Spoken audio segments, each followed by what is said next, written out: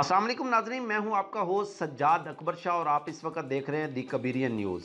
नाजरीन, आज हमने अपने स्टूडियो के अंदर जिस शख्सियत को दावत दी हुई है, ये शख्सियत सियासी एतबार से एक ख़ास अहमियत की हामिल है। अगर हम इनके 38 साला सियासी सफ़र पर नज़र दौड़ाएँ तो इन्होंने कबीरवाला की नुमाइंदगी करते हुए कबीरवाला की आवाम का हक़ अदा किया है। तालीमी खिदमात पर अगर नज़र दौड़ाएँ तो तालीम के हवाले से इनकी गिरां कदर खिदमात हैं, जिसकी वजह से कबीरवाला की आवाम इन्हें सर सैयद का खिताब देती है। अगर दीगर तरक्याती मनसूबाजात पर नज़र दौड़ाएँ तो दीगर तरक्याती सूबाजात के अंदर भी इन्होंने बहुत सारे मनसूबाजात को पाया तकमील तक पहुँचाया, जिसकी वजह से कबीरवाला की आवाम इन्हें मोहसिन कबीरवाला का खिताब देती है। मेरी मुराद सूबाई वज़ीर ज़राअत सैयद हुसैन यानिया गर्देजी से है। Welcome to show. अस्सलाम वालेकुम। वालेकुम सलाम। मैं सब जैसा कि आपकी जो बुनियादी तौर पर जो सियासी एफ़र्ट्स हैं उसमें आप 1983 में जनरल कौंसलर मुंतखब हुए, फिर आप इलेक्शन में मुसलसल सियासत के मैदान में अपनी सरगर्मियों में इन रहे। आप जाके 1993 में जाके पहली मरतबा पंजाब असम्बली के रुकन मुंतखब हुए। ये 10 साल जिद्दोजहद जो है, क्या आज आप समझते हैं कि कोई इस तरह का सियासी वर्कर मेहनत करके 10-15 साल के बाद वो रुकने पंजाब असम्बली बन सकता है? अगर उसे मुकाबला करना पड़े हराज ग्रुप के साथ, सैयद ग्रुप के साथ, सियाल के साथ, सियाल फैमिली के साथ, राजपूत फैमिली के साथ, इनका मुकाबला करके वो इस तरह पोजीशनें ले सकता है, आ सकता है फील्ड में? जी बिल्कुल है, मेरी मिसाल आपके सामने। और जब मैंने 83 में शुरू किया था तो यूनियन काउंसिल का मेंबर था, फिर उसके बाद ज़िला काउंसिल का मैं मेंबर बना और ज़िला काउंसिल के बाद फिर पंजाब असम्बली का। तो ये अगर मुमकिन था तो ये सब हुआ। अच्छा मीर साहब, ये बताइएगा कि सियासी तौर पर आप कबीरवाला के हलके को किस तरह समझते हैं? यहाँ पे मजहबी वोट ज़्यादा है, यहाँ पे पार्टी वोट है, यहाँ पे शख्सियत का वोट है या बिरादरीज़म है? देखिए, आप कबीरवाले को मुल्क से अलहदा नहीं देख सकते।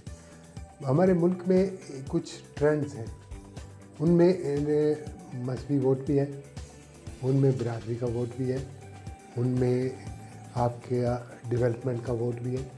तो इन सारे ट्रेंड्स को आप किसी यकजा कर लेना। एक्चुअली मसला ये नहीं है, मसला ये है कि एक ज़माने में डिवीजन होती थी पॉलिटिकल। एक तरफ कैपिटलिज्म की था ग्रुप और दूसरी तरफ सोशलिज्म का ग्रुप था। और वो हम भी जब स्टूडेंट होते थे नारे लग रहे होते थे, एशिया सुर्ख है, एशिया सब्ज़ है, इस किस्म के। तो वो वक्त के साथ जैसे सोशलिज्म का डाउनफॉल आया तो उसके बाद फिर ये सिलसिला शुरू हुआ है। और उस पर फिर सोने पे सुहागा वाली बात ये हुई कि एक बल्दियाती इलेक्शन हो गया 85 में। तो फिर इस किस्म के ये ट्रेंड्स जो है ना, मुख्तलिफ बिरादरीज़म, लासानियत और बाकी मजहबी किस्म का वोट, ये सारे फैक्टर्स जो हैं वो फिर ज़्यादा परवान चढ़े। और उसमें मैं समझता हूँ कि पब्लिक सर्विस का एक बहुत बड़ा रोल है। अच्छा मियाँ साहब, ये बताइएगा 1993 में जब आप पहली मरतबा मेंबर पंजाब असम्बली मुंतखब हुए थे, उस वक्त आपकी जो बर्तरी थी वोटों की वो बहुत कम थी, यानी 180 थी। 2018 में आपकी बर्तरी 18,500 से तजावज़ कर गई है। आप उस वक्त के मियाँ हुसैन जहानिया को किस तरह देखते हैं और आज के मियाँ हुसैन जहानिया को किस तरह देखते हैं? ज़ाहिर है कि अंग्रेज़ी का फार्मूला है, there is no shortcut to experience. वो मैं उस वक्त बिल्कुल यंग था, लेट 30s में मेरी उम्र थी, और आज मैं 60 प्लस हूँ। तो एक एक्सपीरियंस, एक बहुत सारे अदवार से गुज़रा, बहुत सारे काम किए, पॉलिटिकल काम किए मैंने, जहाँ इलेक्शनरिंग का एक मुझे एक्सपीरियंस हुआ और उसके साथ साथ ऑर्गेनाइजेशनल एक्सपीरियंस भी हुआ। हमने एक पॉलिटिकल जमात बनाई, उसको ऑर्गेनाइज करने के लिए एफ़र्ट किए। तो ये तमाम एक्सपीरियंसेस आज हैं। लेकिन ज़ाहिर है कि उस वक्त जो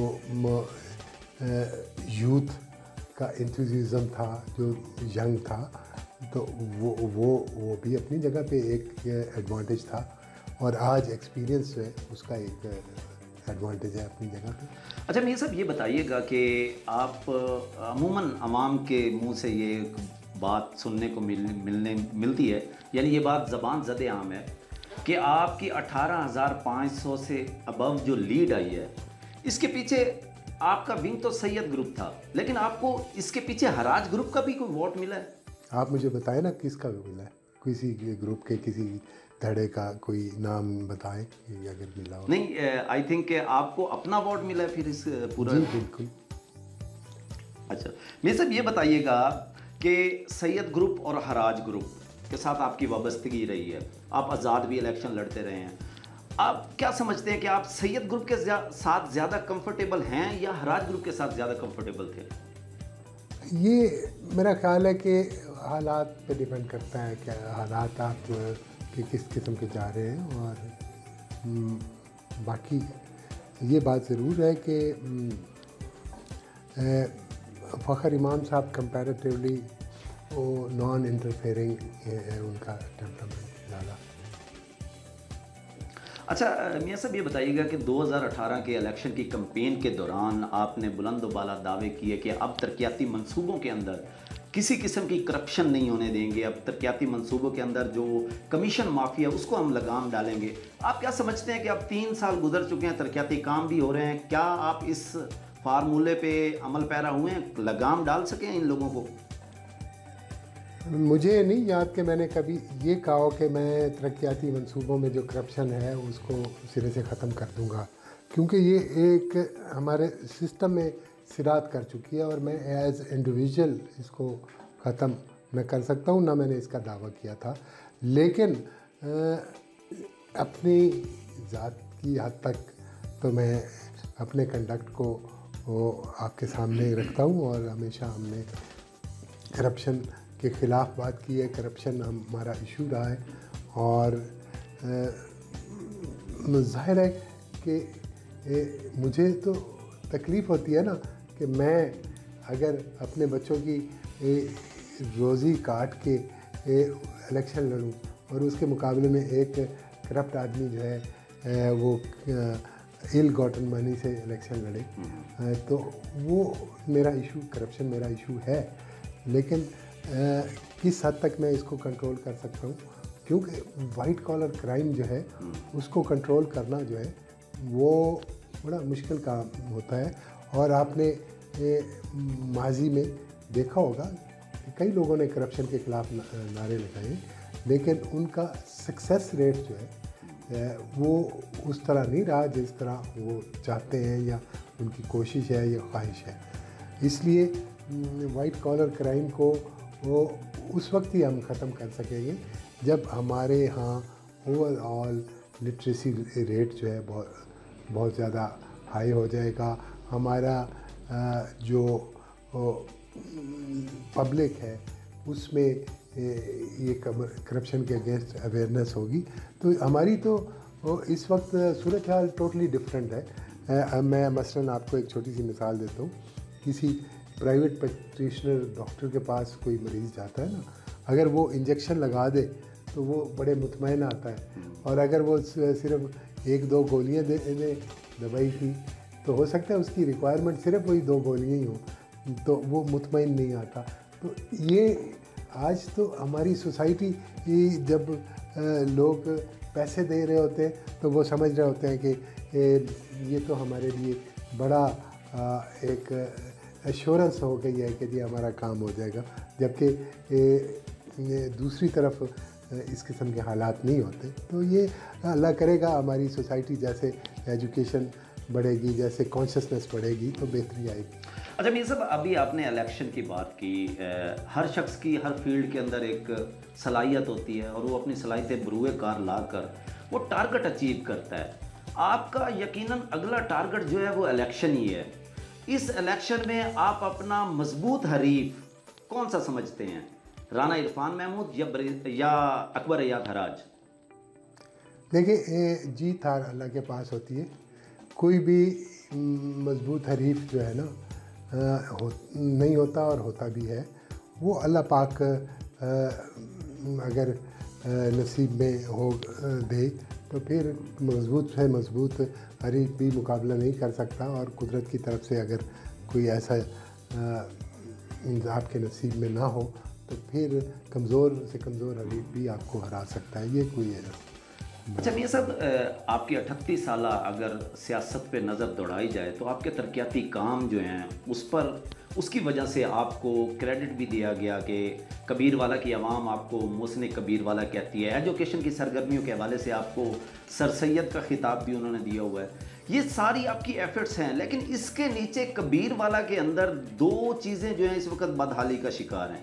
एक कामरेस एजुकेशन, उनके पास ना तो कोई बिल्डिंग है और ना ही उनके पास जो है अच्छा स्टाफ है। इस हवाले से आपने कोई एफर्ट किए हैं अब तक? जी, मैंने एफर्ट किए थे, बल्कि हमने टेक्निकल ट्रेनिंग सेंटर के लिए जो साबका इंटर कॉलेज की बिल्डिंग थी वो उनको दिलवाई, और बड़ी जदोजहद के बाद दिलवाई। लेकिन उन्होंने उसको अडॉप्ट करने की बजाय उन्होंने किराए की बिल्डिंग ले ली, और उसका नतीजा ये हुआ कि वो उस बिल्डिंग के खिड़कियां दरवाजे भी लोग उखाड़ के ले गए। और ये फिर उन इदारों की तरफ से जब मायूसी होती है सियासतदान को, तो वो भी फिर एक फैक्टर होता है जिसकी वजह से इंसान की तवज्जो पे फ़र्क आता है। केपीएस के हवाले से कि कबीरवाला पब्लिक स्कूल, इसमें आज भी जो पेरेंट्स हैं जिनके बच्चे वहाँ पे ज़ेरे तालीम हैं वो हर वक्त गिला शिकवा करते हुए दिखाई देते हैं। इसका निज़ाम बेहतर क्यों नहीं होता? इसके अंदर एडमिनिस्ट्रेशन के साथ साथ जो है प्रिंसिपल और दीगर आला स्टाफ क्यों नहीं रखा जा रहा? जबकि इस हवाले से मेरी स्टाफ से बात हुई तो उनका कहना था कि हमें कम तनख्वाहें दी जा रही हैं, हम इससे बेहतर है दूसरे प्राइवेट स्कूलों में जाके पढ़ा लें। एक्चुअली ये केपीएस स्कूल जो है ना, ये वही तनख्वाहों पे ही चलता है। इसके लिए कोई स्पेशल फंड्स नहीं होते, और ये जिस तरह इसमें तादाद बढ़ेगी, इसमें बच्चे ज़्यादा आएंगे, तो इसके उसी तरह रेवेन्यू भी इसका इंक्रीज़ होगा, और रेवेन्यू इंक्रीज़ होगा तो फिर तनख्वाहें भी रिवाइज हो जाएंगी और बेहतर स्टाफ आना शुरू हो जाएगा। डेवलपमेंट के हवाले से आपका एक वसी तजर्बा भी है। क्या आपने कोई अपनी एक मुशावरती कमेटी बनाई हुई है जो डेवलपमेंट के हवाले से आपको फीडबैक देती है, या आप खुद से ही फैसला किया करते हैं? ये मेरा जहन का कंप्यूटर इस पे काम करता रहता है, और मुझे ज़रूरियात वक्त के साथ साथ जो है उनका एहसास होता रहता है कि कहाँ किस चीज़ की ज़्यादा ज़रूरत है। और ये अल्लाह की मेहरबानी से इसमें काफ़ी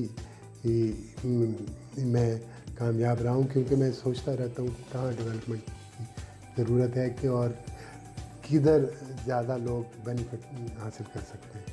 अच्छा मियां साहब, माजी में जब भी आप मुंतखब हुए हैं, आपका इदारों से काम लेने का जो स्टाइल होता था वो बड़ा पोलाइट और बड़ा धीमा और बड़े आजाना आप अफिसरान से काम लेते थे।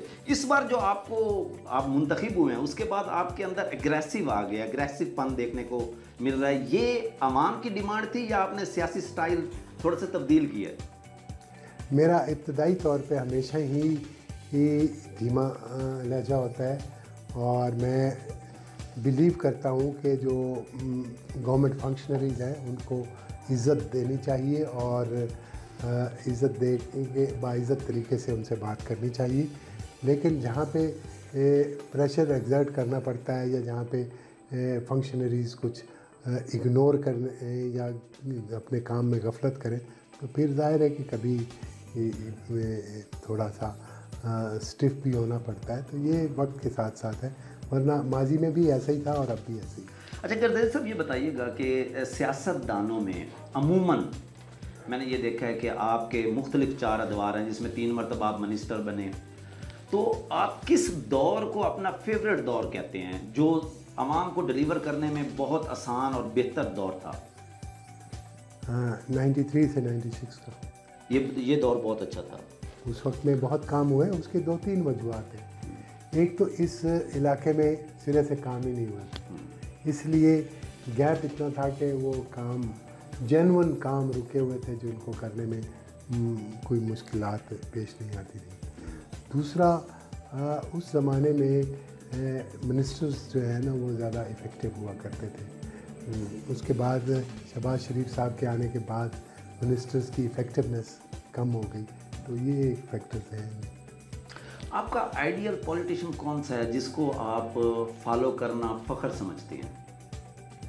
देखिए, बहैसियत मुसलमान तो हम जनाब रसूलुल्लाह महमद सल्लल्लाहु अलैहि वसल्लम की शख्सियत को ही अपना आइडियल रखते हैं और उन्हीं की जो फरमूदात हैं उनके मुताबिक अपनी ज़िंदगी को ढालने की कोशिश करते हैं। बाकी ये दुनियादारी तो चलती रहती है, किसी के साथ मेल जोल होना या किसी से मिलना।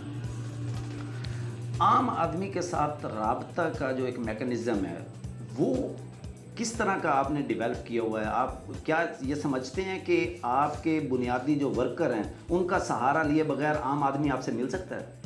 जी बिल्कुल, आम आदमी यही एक मेरा स्ट्रॉन्ग पॉइंट है कि हर आदमी के लिए मैं एक्सेसिबल हूँ और उसी की वजह से ही मुझे यहाँ कामयाबी ज़्यादातर मिलती रही। कबीरवाला की आवाम का मिजाज किस तरह समझते हैं? यहाँ के जो वोटर हैं आपको मुंतखब करने के बाद आपसे इज्तमाई काम लिया करते हैं या फिर इनफरादी काम? इज्तमाई काम और इनफरादी काम जो हैं वो चलते रहते हैं। आम शख्सियात तो अक्सर अपने इनफरादी कामों के लिए ही बात करते हैं ना। इज्तमाई काम के लिए तो आपको खुद, जैसे मैंने पहले कहा कि मेरा अपने ज़हन में एक डेवलपमेंट का स्केच चलता रहता है, तो वो चलता है और उसके हिसाब से हम डेवलपमेंट का काम करते हैं। आवाम को दी कबीरियन न्यूज़ के प्लेटफॉर्म से क्या पैगाम देंगे? हमारा जो कबीरवाला है इसमें देखें, ये एक पसमानदा इलाका है।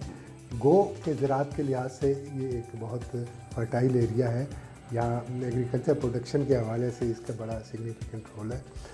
तो हम यही कहेंगे कि अल्टीमेटली तालीम ही एक ऐसा ज़रिया है जिसके ज़रिए इंसान अपनी सलाहियतों को बेहतर कर सकता है और तालीम पे ही हमारी नई नस्ल को ज़ोर देना चाहिए और इसी से फिर आगे आने वाले वक्तों में सोसाइटी में एक बेहतरी आ सकती है और डेवलपमेंट हो सकती है।